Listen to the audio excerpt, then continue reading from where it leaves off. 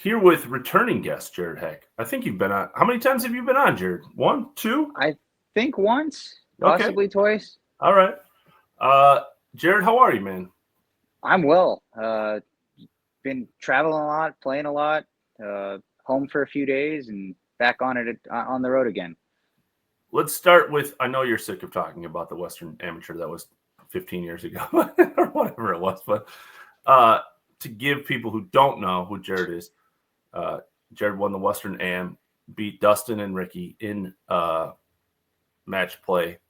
Are you sick of talking about Jhared? It's okay if the answer is yes. I mean, no, I would still say it's probably the best accomplishment I've had in golf. I mean, I wasn't supposed to win it. I was 17. I think DJ hit it like 90 by me off the first tee. So my buddy looked at me. He's like, "This could be a long day." But it wasn't. It wasn't a long day. Uh, Jhared, I mean, pro golfers go broke a lot, and Yes. because you and I are friends, friendly, and you and Mark are very close. Maybe it's because I know about you going broke more often than other players, but Mark and I were saying no one plays better with their bank account against the wall better than Jhared Hack. So let's go back to this summer. You were Mark says $214 left in the bank account. Is that Yeah, I think we were walking up like the fifth hole or something at Colorado Open. I think I had $217 in my bank account. Like, no, I have checks coming in at that point, but legitimately in the bank account at that time. Yeah. I mean, Jhared, is there a way to describe what a putt to make the cut or move up a spot or whatever that is? Like, that's pressure, right? I always use the Cliff Kresge quote, like he was in contention with Tiger at Bay Hit one year, and he's like, yes, of course there's pressure there, but it's fun. Like real pressure is like a putt to, make a cut to keep my card. Yeah, I mean, the goal obviously is to make every putt feel the same, which I guess you would try to make your process feel the same. But yeah, internally, you're gonna feel the butterflies or the buzz or whatever, and it is fun. When you're playing good golf, it's fun. When you're struggling, it's like, here we go again, you know. But when you're playing good golf and you have those putts, you know, that 8 footer or whatever on the last hole, you know, when you're up top in a mini tour event, you know, those top 5, 6, 7, 8 spots, they're $1,000, $2,000, $3,000 putts on the last hole or whatever. Now, obviously, you could have wasted shots somewhere else in the tournament, but you know, when you have that putt on the last hole, it is fun. You're like, all right, this is for a chunk of money. This pays my bills this month, kind of thing. So you enjoy those, you relish those because that's why we work hard. And also when we're struggling and we're not making cuts or we have that putt to make the cut and you are grinding and just, you know, exhausted afterward, having fun means a lot more. I think, Jhared, like your resilience is something that, I mean, it's what my account is all about. You have been in your career lost as many, like as lost as I know of a player personally being lost. Like you have talked about the fact that you were playing in money games and friends would encourage you to not play that lost. Yep. What I know this is a big question, Jhared, but like what kept you going in those times? I mean, honestly, friends and family just knowing my potential, telling me like you can't quit, like this is what makes you stronger. And at the time, I don't think I wanted to hear it. I just wanted to kind of give up. And moving out to Vegas and having Shadow Creek as a place to practice and play and frankly get my butt kicked, you know, nonstop. But not having to worry really about paying my bills and then taking my time to learn how to love golf again. Just it's not a fun spot to be, living and dying by every shot. And I think Scotty does a great job, in his interviews and stuff, saying that like golf is important, but it's not who he is or it doesn't define him. And I really appreciate those interviews because it's true. It's like my dog still loves me every time I come in the damn door. Like my wife does too. And I'm very, very grateful that I have supportive friends, family, coaches, mentors that never gave up on me. And then you have people too that are like, why are you still trying to play? It's like, Mm-hmm. honestly, at this point, I keep learning, I keep getting better. all the failures that I've had and successes, you learn from all of those. So you just kind of compiling all that information and hoping to actually be able to use it and get out of your own way to move forward. Have you learned, Jhared, or is it impossible to separate your own mental health from how you're playing on the course? I think, again, in our private conversations, you've gotten better, but I assume it's impossible. Like, this is your job. And if you were a writer and couldn't write, or you were a salesman and couldn't sell, you would tie your mental health to your job. It is. So can you separate it? And if you have better, how have you done that? That's a great question, and that's, I think, something that's been helping me be a lot more successful over the past couple of years. Is I started working with Dr. Nick Molinaro in 2021, and looking back on it now, I was just talking about this with a friend. It's like most of the stuff we work on is life skill stuff. It's not. It is golf stuff, right? It's for me for golf, but the more I embrace it off the course, the easier all of that stuff gets. So it kind of is one thing, like trying not judge myself in daily life as well as on the golf course. I know if I'm doing my stuff that my goals daily, that sort of thing, then playing golf is the fun part, right? Getting to be out there. And I'm lucky I have friends that text me this stuff all the time. It's like, all right, you've worked your butt off, like off the course that no one gets to see. Now you get to go play golf and, show people what you've been working on. So that's really the mindset I've been trying to embrace, and keeping my daily life the same sort of mental process as the golf course, or vice versa. Now we come to the most important time of the year. It's Q school season, for those that don't know. Jhared's leaving for European first stage next week, and then in 4 or 5 weeks, Korn Ferry first stage here.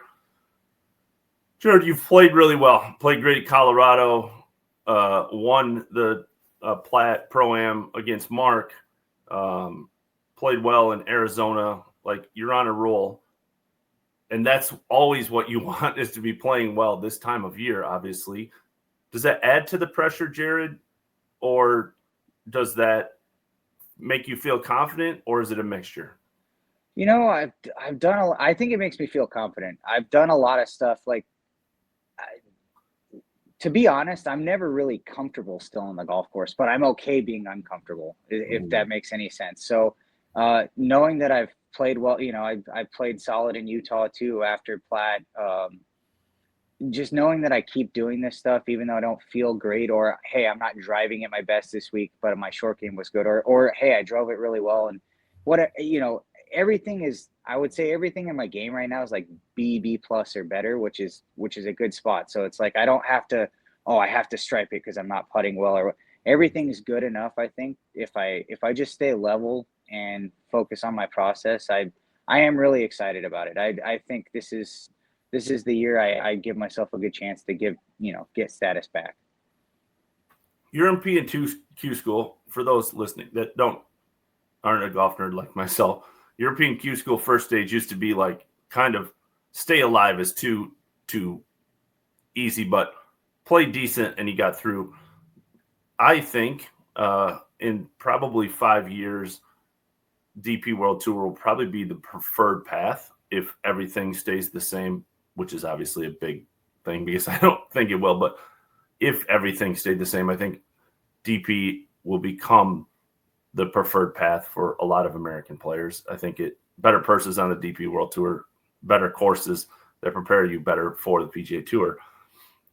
Do you look at fields, Jhared? Like, I mean, the field's good. It's not great. It's still, it's still first stage. Play solidly, and you should get through. Do you think about that stuff at all? I mean, to be honest, like I'm proud of myself for this mindset going into it. Is I think that I'm not certain on this, but I know in years past they've paid like the top 5 spots. Like, I'd like to go finish in one of those spots and actually like make money, or at least get my money back. So that's really like my goal, is to go there. And um, I I don't know what my success rate is at first stage. It's got to be at least like 50%. I would guess. But thought is always kind of like run as far away from that red line that's chasing you, behind you. Like you have 4 days. You don't have to be perfect. You don't have to win. So you don't have to chase anything. You really just stay patient, and if you can get it rolling in the first couple rounds, it's great. It takes a lot more pressure off yourself. But yeah, my goal, honestly, I want to go over there and win and try to get my Q school entry paid back. Where's your first stage in Korn Ferry? I am going to Galloping Hill in New Jersey. I'll give you insight on why I chose it. It's a new site, so I don't think there's many guys that know the course.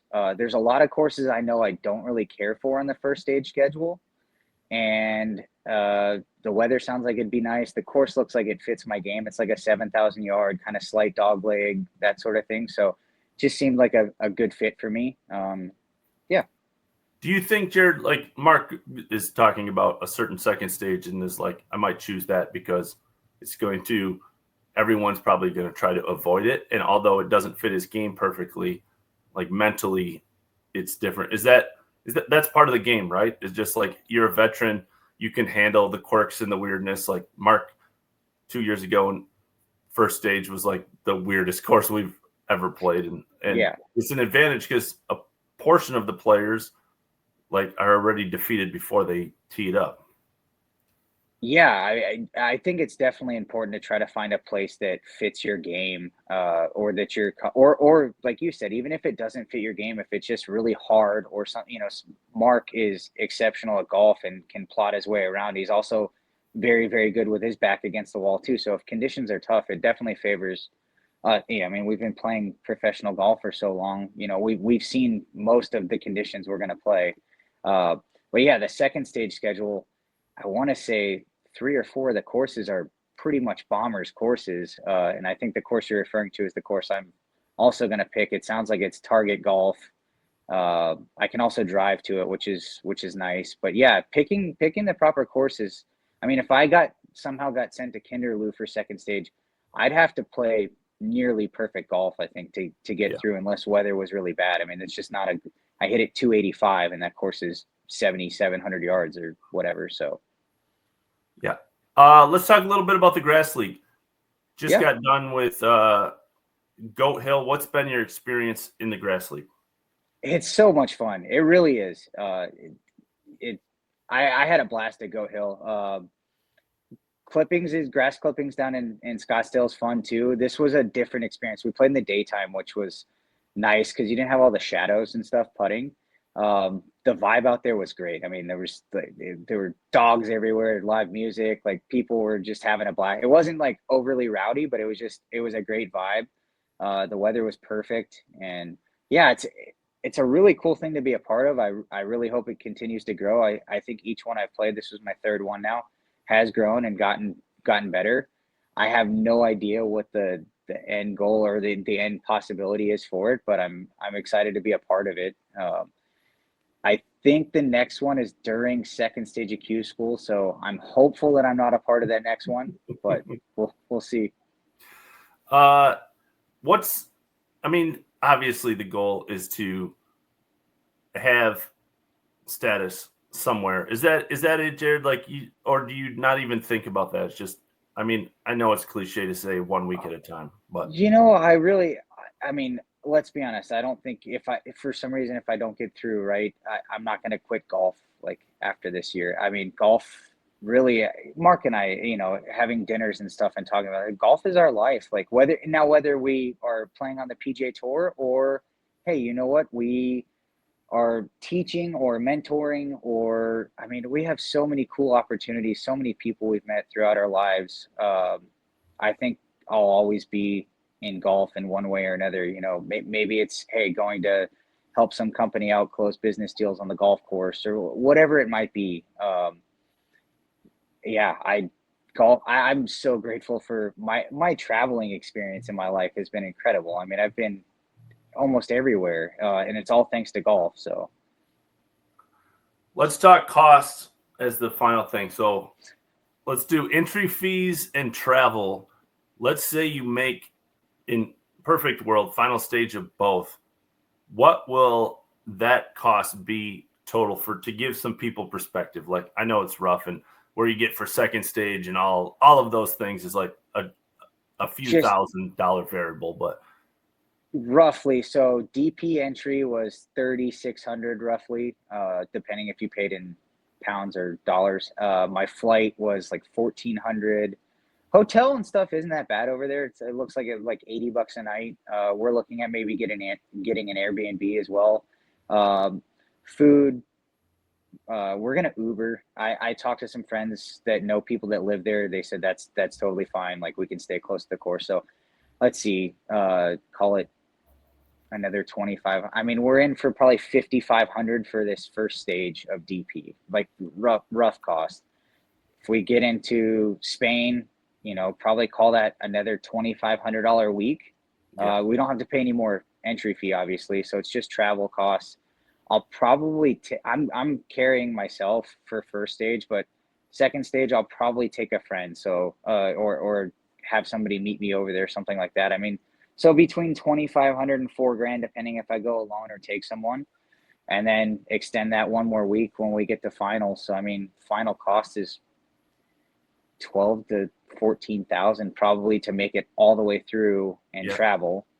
And then KFT was 5,500. They did it different this year. It wasn't like a timing based. It was like either you had status or you didn't. I think if you had status, it was 4,500, and if you didn't, it was 5,500, which is fine. Roughly, we pay that. Travel out there. I think I looked at flights yesterday, like $600. I think I have a place to stay for free through a family friend, which will be nice. Rental car and everything. So I'm really only in maybe $1,200 that week. I'll push card or whatever myself that week too. And then second stage I can drive to, which is nice. I think I might have family friends down there as well to stay. So I'm being under $1,000 for that.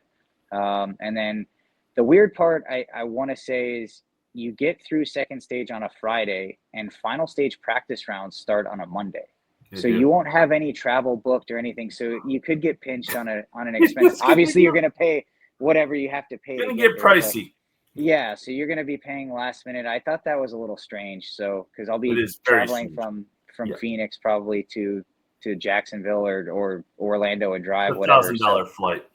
Probably, yeah. And then last minute accommodations. Jacksonville in the wintertime, I got to imagine it's probably, Ponte Vedra is probably pretty pricey too. So hopefully I'll figure something. Either way, you're not. I mean, it's a good problem to have. It's just not ideal. Right, exactly. You're going to figure something out. So they're both probably, in that 12 to 15,000 range. You make it all the way 25 through. $25,000 is always kind of like a rough number, right? Like, depending on how, like, share a hotel room or take a caddy or whatever, there's $5,000 variance, but 25 is always like a good round number of, like, if you get through both stages. I mean, it's 15 to play two firsts, basically. Yeah, exactly. So that's why the hope, the plan is to try to go tear it up at first and DP and get some money back. But I mean, honestly, I was kind of on the fence about DP. I told Mark my goal was top 3 at Platt. If I did that, then I would sign up for DP, which I did. So I'm excited for the opportunity. Jhared we've become friends. He's always open and honest about his career. Great guest. I don't know what I am in my media or something. They say you're not supposed to cheer for anybody, but I always say it's complete bullshit. I cheer against plenty of guys, and I cheer for a lot of guys. So, Jhared, go over there, play well, and I look forward to seeing you. Hopefully, you and Mark are paired together at final stage, Korn Ferry, and I'll be carrying the heavy stuff. Beautiful. Thank you for having me on, Ryan. As always, man, I appreciate it. Thanks for everything you do, too. You're the man, dude.